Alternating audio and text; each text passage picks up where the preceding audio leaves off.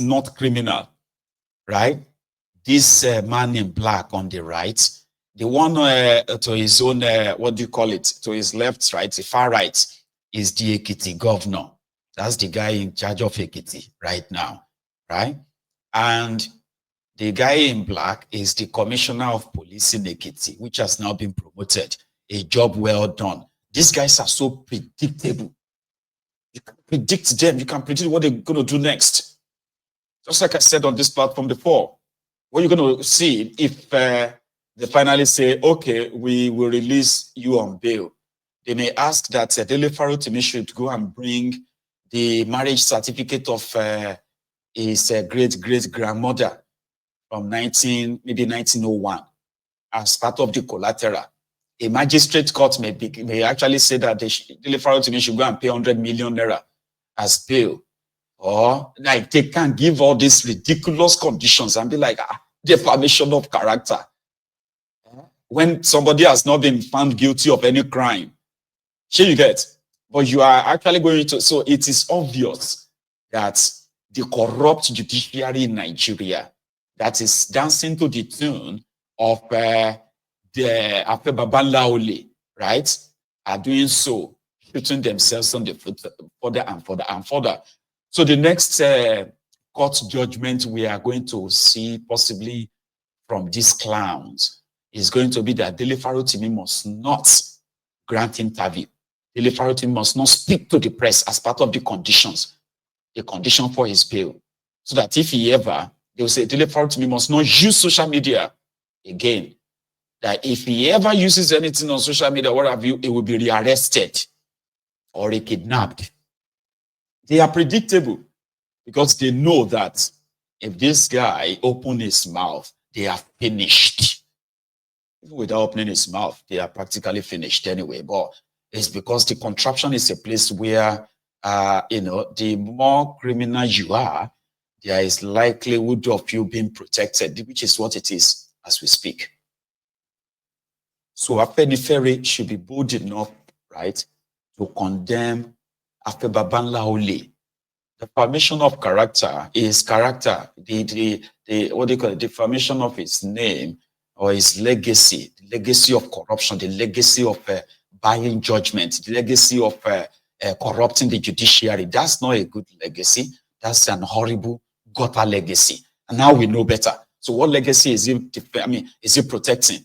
He is such a coward that he can't even face somebody old enough to be his son in court and say, I'm suing you for defaming me. He would rather use third parties suing Dele Fatotimi with frivolous, suits, frivolous charges. None of them is actually willing, right, to fight. But the bottom line is they want him locked away for as long as it will satisfy their horrible, egos. So we heard that. Yesterday we were talking about the atrocities of Buhari. Just around that time, somebody shared a clip. It was actually Irokunle Omamoshi, former governor of Ogun State, Amoshi. They went to go and visit this Daura murderer, this genocidist, this hateful, destructive, breeding mannequin, Buhari. And they said he turned 82. So they were singing happy birthday to him, by the way. Have you seen this? Happy birthday to you. Happy birthday to you. Happy birthday to you. Happy birthday to you. May Allah. Thank you very much. Thank you very much. Did you see almost there? Yeah, it's been, what do you call it? Hey, there is this, we can use manafiki. Yeah, manafiki. Ebekunle Omamoshi, Irokunle we called him then. right, was using Ogun State's money, okay, to honestly, to actually fund the lifestyle of Buhari, starting from year 2011. This was like 4 years before 2015. I don't know how I can possibly describe Buhari per se when it comes to, to personal wealth, okay? I wouldn't know, but from the available information, from the available facts at the time, Buhari was collecting, the pension from Nigeria. And somehow he was able to buy a comfortable life for Aisha in London with her children in London. So Buhari had, I think they said he had 19 cows, okay? And these were supposed to be his cows from 1987 or 88, when this was after Babangida released him. You know, Babangida actually detained him since 1985 for 31 months. I don't know if you remember that. That's like 2.5 years. He was detained after that coup. He wasn't released right away. So when he was finally released somewhere around 1987, 88, so they gave him some money. So most of what was supposed to have been his own personal loot were all confiscated by Babangida. He had nothing, almost nothing. So then they got him cows. God bless you. It was actually 150 cows. It's not 19, 150 cows. So they got him 150 cows to go and start, probably do something, right? So since 1988, 150 cows in 1988, 150 cows 10 years later, 1998, 150 cows in year 2008, 20 years later. In 2015, 150 cows. Because in own cows, no they born. Some said they were like, maybe they are like, Gabriel cows, something like that. Here you get. But immediately, Buhari, after they kind of repackaged him for you in 2015 and all of that, right? Now, Buhari has thousands of cows now, but that is not even the point. Buhari did not, you remember that Buhari didn't go to any school per se. He did go to school, but he never, for any reason, for some reason, he never really graduated from this secondary school, okay, before he joined the army. So they had to use the statement, the letter from the village head to get Buhari admitted into the army. And that was it, until he planned a coup to overthrow the first democratically elected government in Nigeria. He was the only one who did that in Nigeria history, by the way. So when Buhari got overthrown as president, as the head of state in Nigeria, Buhari did not go back to any school. Buhari, who was supposed to then be a farmer with his 150 cows that they gave to him as Onwa boy, like they do in the eastern part of Nigeria. Onwa boy means that your guy will give you some money to start your own small business, and then you grow it into maybe a conglomerate or whatever, right? So Buhari was given 150 cows, and for 27 years, for 27 years, they remained on 150 cows. He never got any further education. He was never a successful businessman.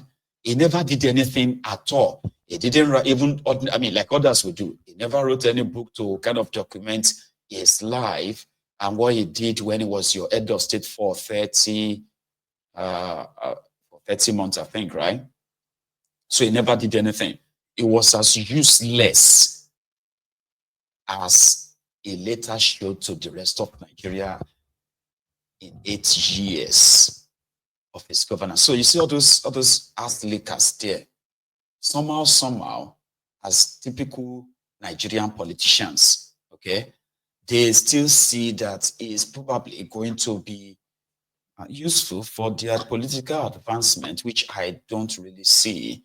But somehow they all packed themselves and they went to Daura to go and sing happy birthday to the man that destroyed Nigeria, took Nigeria 50 years backward, bankrupted Nigeria, and under him, the terrorism in Nigeria became an industry.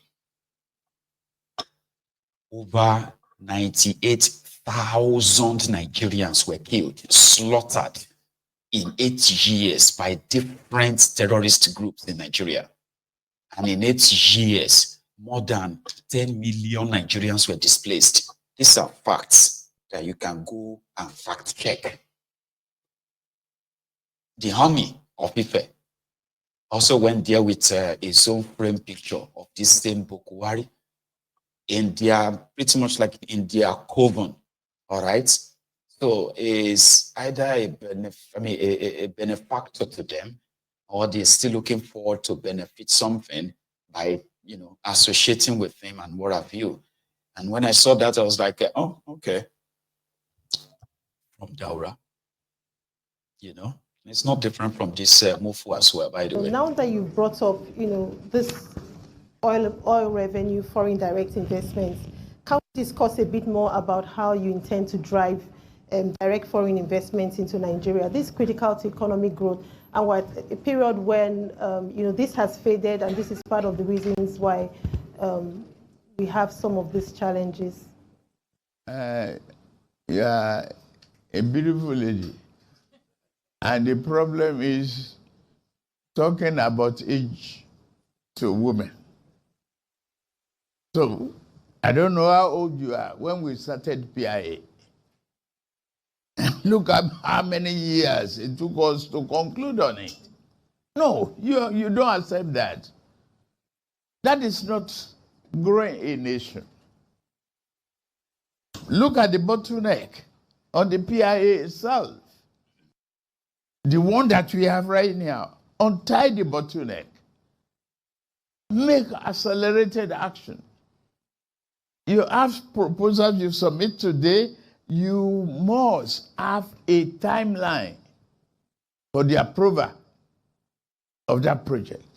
If I know as an investor that I'm giving you this proposal and expected a return within the next 3-4 weeks, and I get it, it's calendarized, I will bring my money. The more money you have, the more comfortable you become. And you can promote those ideas. There is bureaucratic bottleneck in the establishment. I'm not given to it. I've never worked for government before. I guide the government. I was the governor of Lagos State. That's my first public life government. Deloitte and training, good university education, Deloitte training, ExxonMobil, Auditor General, ExxonMobil, Treasurer. At the time that we are craving and dying of foreign exchange, I don't know what is my luck, that I come time again, foreign exchange problem. But we survived. I remit all our dividends. We completed that building without 2% variation. Look at Falomine LSDPC building. It wasn't complete.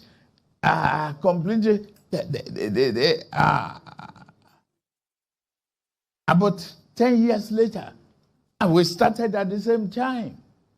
Efficiency, transparency. I didn't receive from Julius Baja a notepad to say thank you. I didn't make any demand. Deloitte,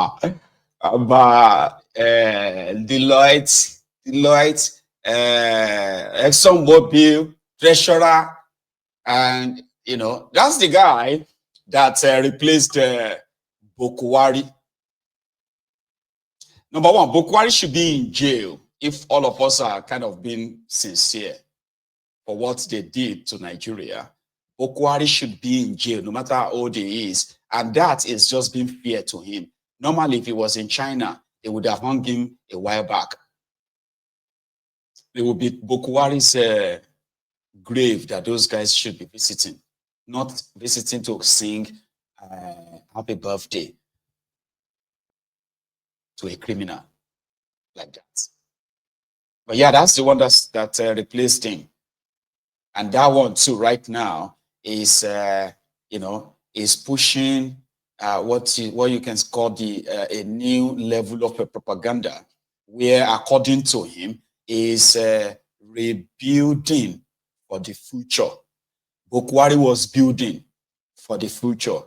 Now that future seems to have been jeopardized or dead because it's fraud.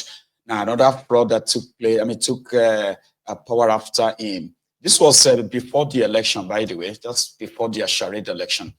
That was when it was in that same place that I said this, remember? I don't want to sit here and reveal all my strategy. I am the first speaker among the three of us running. So they will spy on me. So you will have a limited answer here today. Another day you can bring me back. But that's part of what I do. So it was around that time. So you should have seen it anyway. But do you see how those break and stop and continue nonsense he was trying to conjure together, right? Is an orator to the Ronukus. You not see how they quickly have to clap. Every time he's about to break down, they'll clap. So pretty much like he was talking about the bottleneck, just for the sake of those who are asking me to interpret, what he was talking about there, right, that he was going to do differently is that the bottleneck around what you call the bureaucracy, right, where people who want to come and invest in any part of Nigeria, sure you get, their problem has been the bureaucracy, right, whereby there's too many, rules and instructions or whatever it's called, sharp bureaucracy, where it is not so smooth for people to bring in their money and say, I want to invest here, I want to invest there. Sure you get, especially the oil sector or the oil and gas sector. So that's why he's using the example of the PIA, Petroleum Industry Act in Nigeria, to cut down the number of regulations and all that will make it easier for whoever wants to come and invest in the oil and gas sector. They should just be able to do so without any hindrance and all that. But let's take another one. So the rumor of the INEC chairman, Mahmoud Yakubu, the man that helped this call to hijack power in Nigeria, is dead. And I said there is no evidence of that. I heard that it was in London for medical checkup.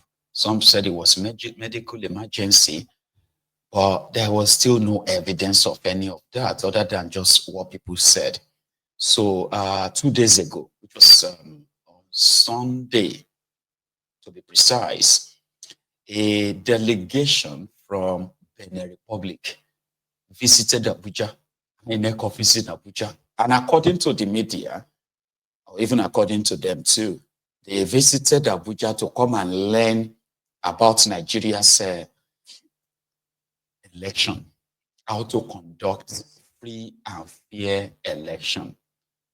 And they want to learn that from the Nigeria's INEC.